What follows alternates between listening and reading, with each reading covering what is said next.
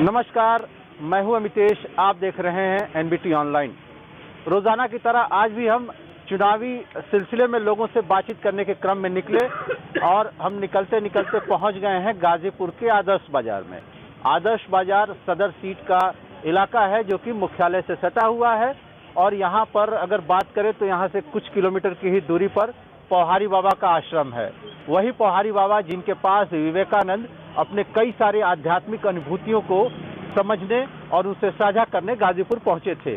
पौहारी बाबा के आश्रम के नाम से जाने जाने वाला या ख्यातिलब्ध पौहारी बाबा के आश्रम वाले इस गांव आदर्श बाजार में हम गुजर रहे थे यहाँ से, तो हमने यहाँ पर जो स्थानीय लोग थे उनसे बातचीत करने की कोशिश तो की ही। जो हमारा मूल मकसद है सियासी माहौल समझने का, हम इसी तरीके से इलाकों में जाते हैं, लोगों से बातचीत करते हैं और जो विधानसभा चुनाव है उसके मद्देनजर हम लोगों से सियासी माहौल समझने की कोशिश करते हैं। आप बिजनेस कम्युनिटी से हैं, वैसे समाज से हैं, हमें ये बताइए कि जो एक ये नैरेटिव चल रहा है या लोगों की धारणा है कि महंगाई बहुत बढ़ गई, बेरोजगारी जो है कि अपने चरम पर है और जो कुछ इसमें कोरोना की भी बात आती है कि कोरोना ने भी बहुत सारे उद्योग धंधों को बंद कर दिया।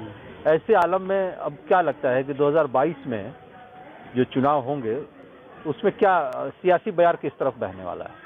अब देखिए, तो सियासी बयार तो अनिक योगी जी के पक्ष में जाएगा।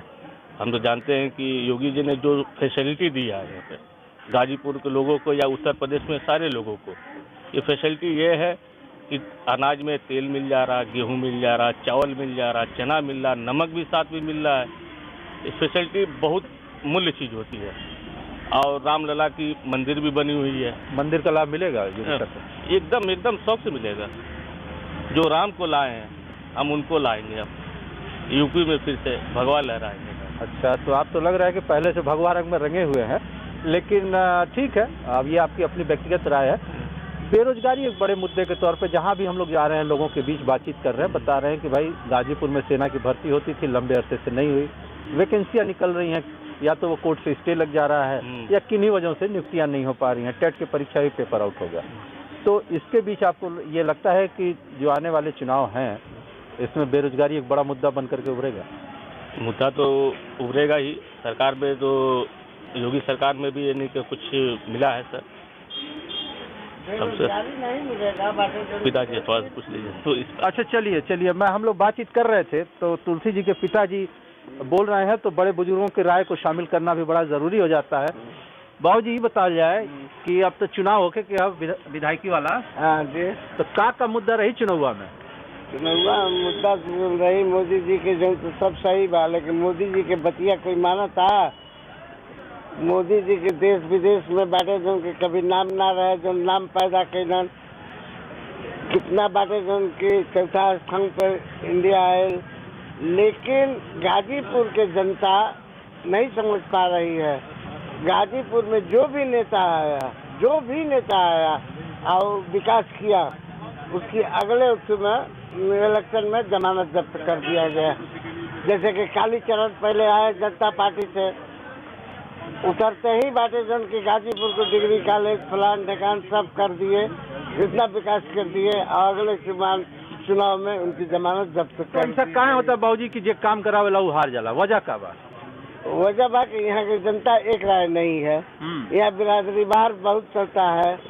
अब जैसे कि सपा का है तो बात कोई भी कैंडिडेट, एक अंधा भी कैंडिडेट खड़ा हो जाएगा, मुलायम सिंह खड़ा कर देंगे। अच्छा। वो अहिर जितना है कोई फलान ढकान जाति पर अपने जाति पर देंगे। वो ये नहीं कहेंगे कि नेता बाटे जो की खराब है या अच्छा है। मनोज सिन्हा बाटे जो की जितना विकास किया आज तक 70 वर्ष में कोई नहीं किया, लेकिन उनको दूसरे चुनाव में दूध के मक्खी की तरफ से निकाल कर गाजीपुर की जनता फेंक दी। तो बाबूजी, आप ये कर चाहते हैं कि विकास पर ना जात पात पर वोट होता? हाँ, खाली जात पात पर वोट होता गाजीपुर जिला में। अच्छा, तो ये बताइए, आप तो बहुत चुनाव देख ले कब? जैसे जैसे कई गो दल के लोग यहाँ से चुनल गए, विधायक बिना सांसद बिना, एमे आपके का लगत है कि मैंने विकास यही तरह खाली मैंने नेता लोगन के खाली भाषण में रह जाए कि कुछ जमीनों पर उतरी? मनोज सिन्हा ने जो किया सब कोई नहीं किया आज तक। ताली घाट से लेकर के मऊ तक बाटे जन के रेलवे लाइन, गंगा पर पुल बनवा दिए, रेलवे लाइन का इतना विकास किए कि जो चाहिए, लेकिन इसके सिवा उनको अगले चुनाव में नहीं पूछा गया। बताइए सिन्हा जी जो कमवा करीले हुआ ओकर फायदा है विधायकी वाले चुनाव में मिली का ना मिले? का वजह आपे तो कहती कि खूब काम करी ना, काम करे ना, लेकिन अगला चुनाव में बाटे उनके हरा देवल गए। तब का विकल्प बाबू जी जब काम करे वाला? ये बा कि यहाँ जातिवाद ज्यादा चलेला। अच्छा, अब मुसलमानों का सिर था आजादी को मिल गया और थोड़ा सा अहिर भुइयार बाटे जो उनका साथ दे दिए, हो गए। बाबू जी अब 2022 में विधानसभा चुनाव में आपको क्या लगता है कि किस पार्टी को लाभ मिलेगा? बिरादरी बात जिधर झुकेगा उधर बाटे जो उन्हीं को लाभ मिलेगा। सदर में क्या रुझान दिखाई देता आपको? के लाभ मिलेगा, केकरे तरफ झुकाव लगा? सदर में बाटे जो उनकी लेकर के भाजपा का रुख अच्छा है। अच्छा, तो चलिए हमारे साथ एक वरिष्ठ नागरिक थे, इन्होंने कई चुनाव देखा, ये अपने साथ जो इनके तजुर्बे थे उसको साझा कर रहे थे। कुछ और स्थानीय हमारे साथ, उनसे भी बातचीत कर लेते हैं। आपका परिचय? लालू कुमार कांकरा। क्या करते हैं लालू? हम वही मजदूरी वाला काम करते हैं, बक्सा वगैरह बनाते हैं। अच्छा, बक्सा वगैरह बनाते हैं। तो अभी जो वर्तमान सरकार की नीति है, छोटे और मझले जो दुकानदार हैं या बिजनेसमैन हैं, उनको लेकर के जो पॉलिसी है गवर्नमेंट की, उससे आप कितने खुश हैं? देखिए, सरकार जो पॉलिसी दे रही है अच्छी दे रही है। बिजनेस करने के लिए लोन मुहैया करा रही है सरकार।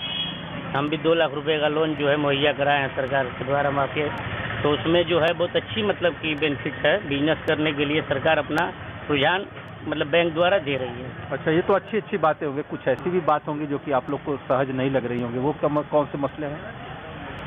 सहज जो है क्या है, सब ठीक है, कोई दिक्कत नहीं है। बिजनेस के लिए तो मोदी सरकार ने तो बहुत छोटे स्तरों से लेकर बड़े स्तरों तक के व्यापारियों को बहुत सारी सुविधाएं दी हैं।